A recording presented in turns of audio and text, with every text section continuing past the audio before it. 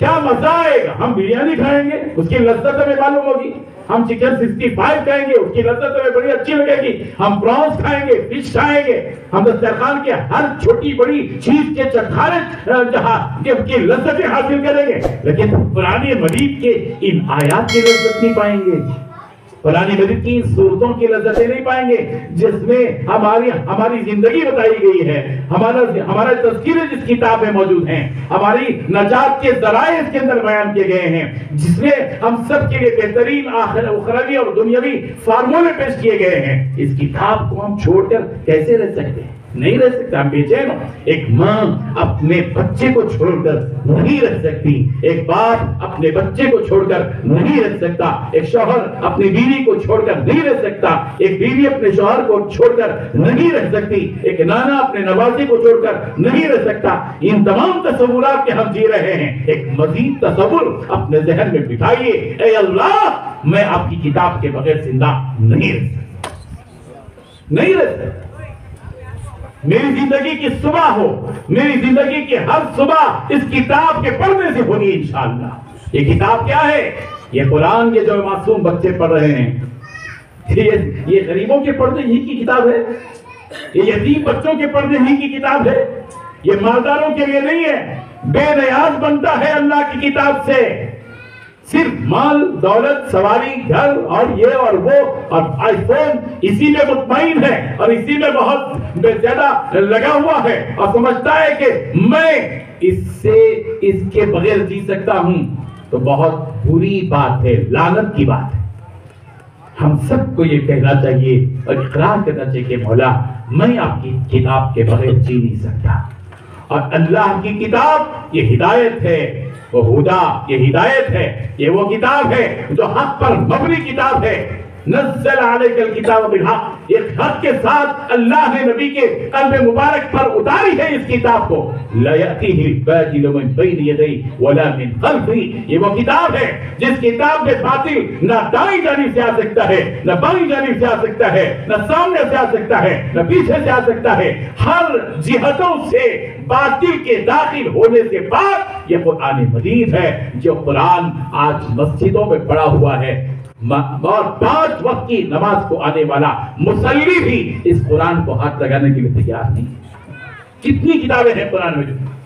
ہندوستان کی ہزاروں مسجدوں میں رکھی ہوئی لاکھوں مسجد، لاکھوں قرآن مجید میں اگر آپ واقعی سروے کر سکتے ہیں، میں صاف صاف کہتا ہوں 1% قرآن مجید نہیں پڑھی، 1% نہیں. اور ہمارے پاس یہ جو قرآن مجید رکھی گئی ہے، ہمارا مسئلہ کیا ہے؟ قرآن مجید سے ہمارا تعلق کیا ہے؟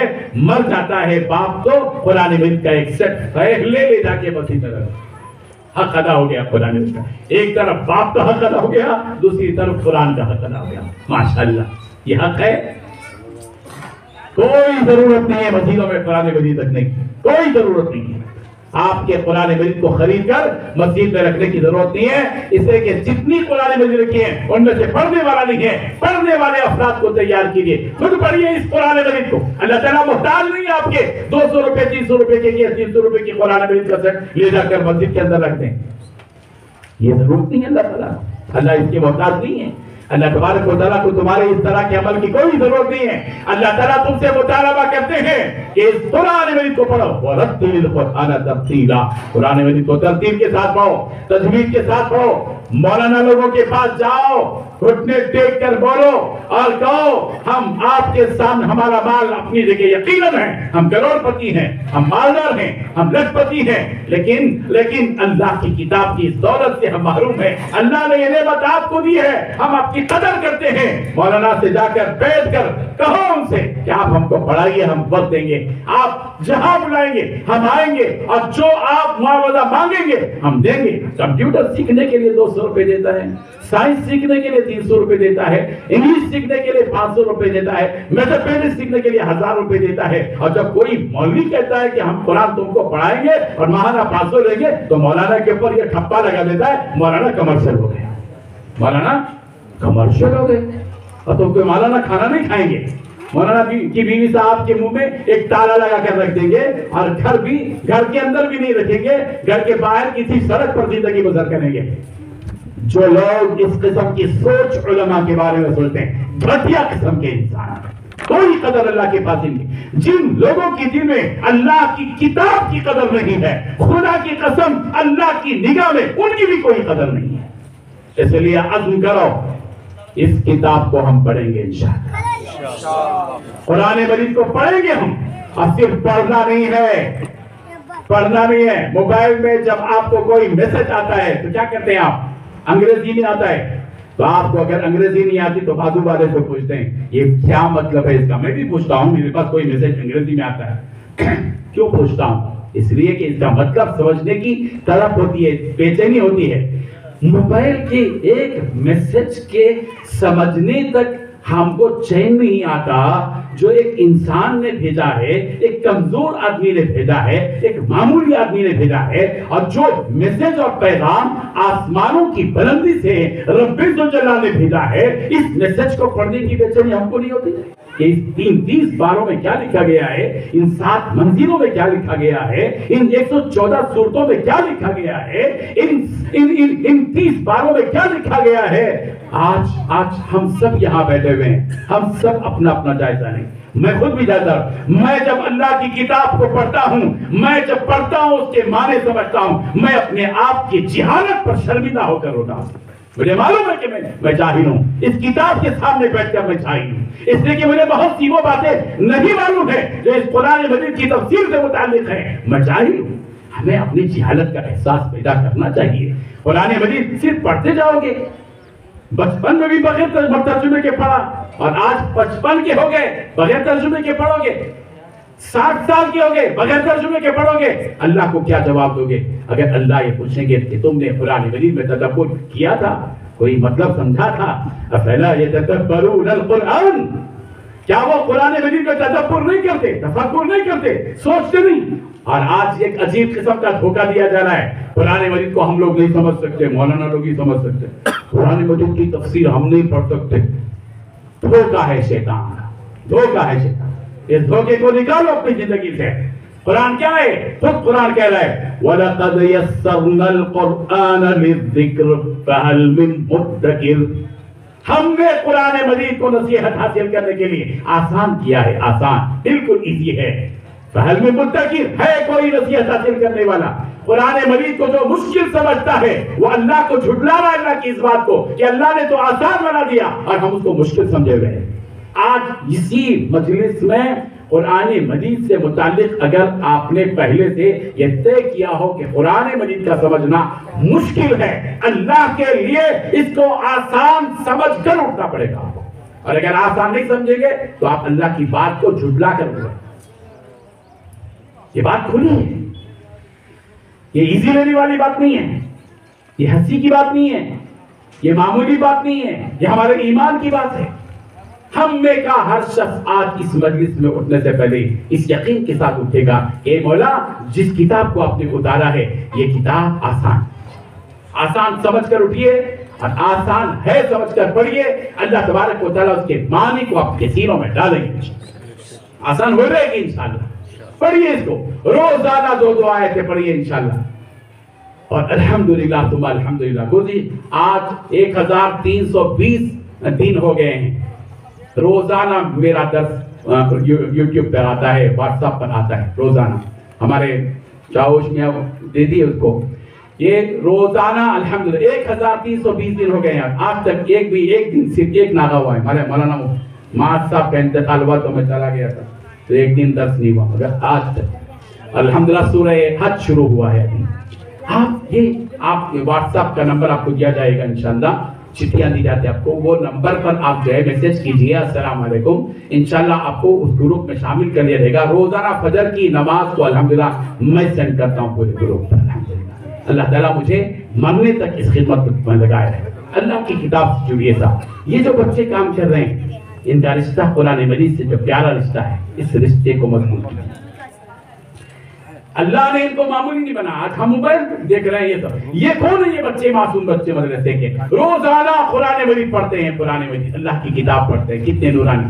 کم سے کم مہینے میں 1 مرتبہ اس مدرسے کو آئیے، 20 22 25 جتنے بھی بچے ہوں ان کو محبت کی نگاہ سے دیکھ کر ऐन मुमकिन है, मेरा अकीदा है, मैं यकीन के साथ कहता हूं, अगर इन मासूम बच्चों को मोहब्बत की निगाह से आप देख कर जाएंगे, खुदा की कसम मैं इस यकीन के साथ कहता हूं, ये हमारी मग़फ़िरत का जरिया साबित हो सकता है, हमारे दर्जों की बुलंदी का जरिया साबित हो सकता है। इन मासूम बच्चों को सिर्फ मोहब्बत की निगाह से कभी आते हुए एक मौसमी फ्रूट लाइए,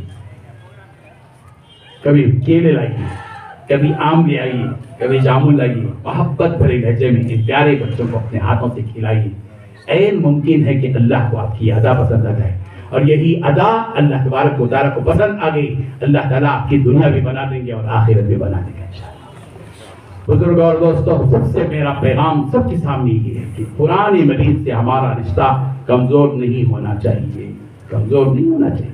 ये अल्लाह की किताब है, इसको सीने से लगाओ, तन्हाई में कमरे में बैठकर अकेले में अपने रब के सामने इस कुरान मजीद को उठाकर और सीने से लगाकर और लबों से चूमकर अपने परवरदिगार से कहो, मौला मुझे इस किताब के साथ जिंदा रखो और इस किताब के साथ मुझे बहुत।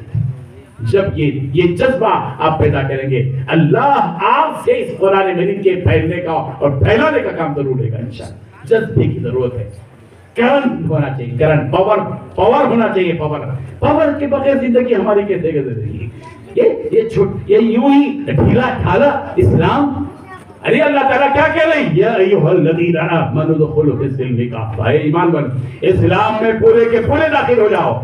ये सिर्फ इस्लाम में छोटा सा पैर डाल के समझ रहे हो कि इस्लाम में आ गए, हाथ डाल कर थोड़ा सा यूं समझ रहे हो कि इस्लाम में आ गए, नहीं आए हम 5%, 2% मुसलमान बने हुए, हम 10% और 20% के मुसलमान बने हुए, और कुरान हमसे पुकार कर कह रहा है, या अय्युहल्लज़ीना आमनू, ए ईमान वालो, उदखुलू, दाखिल हो जाओ, फिस्सिल्मी, इस्लाम में, काफ़ा, पूरे के पूरे दाखिल हो जाओ। मेरी बात औरतें भी सुन रही होंगी, शायद मेरी जबान भी समझ रही होंगी, हाँ समझ में आ रही है? तो मैं औरतों से बात कहता हूँ कि औरतें, तुम ये जो मदरसा है अनवारुल उलूम, ये बाद का मदरसा है, 12 साल 13 साल के बाद का मदरसा है। ये मदरसे की जितनी फजीलत है, ऐ माँ तेरी गोद की उससे बढ़कर फजीलत है, ऐ माँ तेरी गोद की उससे बढ़कर फजीलत है, ऐ मदरसे के मुहतमिम और उस्तादों की जितनी जिम्मेदारी है, ऐ माँ तेरी जिम्मेदारी उससे बढ़कर है। इसलिए कि इस मदरसे में आने तक अगर बच्चा तेरे गोद में मुसलमान नहीं रहा तो यहाँ आकर भी वो मुसलमान नहीं रहेगा। तेरे गोद में बच्चा 2 साल से, 3 साल से, 4 साल का, 6 साल का, 8 साल का, 10 साल का जब तक रहेगा, ये बच्चा 8-10 साल तक की उम्र में एक बेहतरीन मुसलमान साबित होगा अगर तेरी गोद मुसलमान बन जाए। माँ की जिम्मेदारी, औरतों की जिम्मेदारी।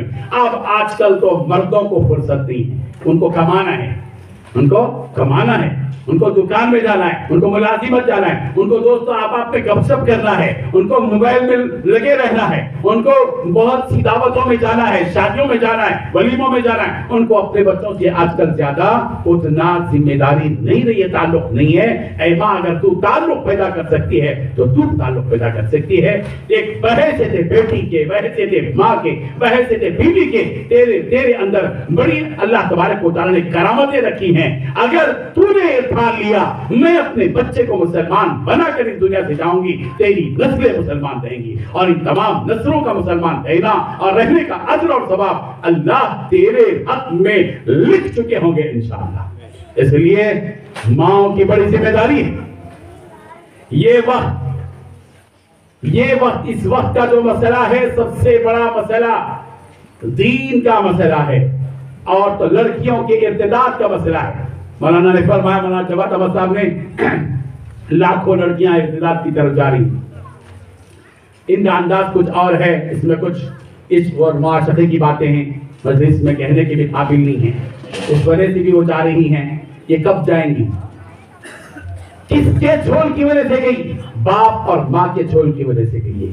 हाँ, बच्ची का कसूर तो बाद में है, पहले माँ का कसूर है। आज से ठान लो, जो अल्लाह ने जो तुमको दौलत दी है बच्चों की, ये बच्चा दौलत नहीं है, सिर्फ अमानत भी है, صرف بچوں کو دولت مت سمجھو، نعمت مت سمجھو، یہ نعمت بھی ہے، دولت بھی ہے اور امانت بھی ہے۔ اللہ نے یہ امانت آپ کی کاندھے پر دی ہے۔ جس طرح میں آپ کو کوئی چیز دوں، یہ دیکھو یہ میری امانت ہے، رکھو، 2-4 مہینے کے بعد، 8-10 مہینے کے بعد، 10-15 سال کے بعد یہ امانت میں لے لوں گا واپس، میں تمہارے پاس رکھنا۔ جس طرح ہم ان کی حفاظت کی چیز کو الماری میں رکھتے ہیں، محفوظ رکھتے ہیں، اس کو ہر قسم کی تجدید کے نقصان سے بچاتے ہیں، بالکل اسی طرح ایک ماں اور ایک باپ کے ہاتھ میں اللہ اولاد کی شکل میں ایک امانت پیش کر رہے ہیں۔ یہ وہ ہے تمہارے پاس امانت، یہ امانت تمہارے پاس 25 سال رہے گی، 30 سال تک رہے گی، 50 سال تک رہے گی، جتنے سال تک بھی رہے گی۔ اس امانت کو سنبھالے رکھنا، ان کو مسلمان بنا کے رکھنا۔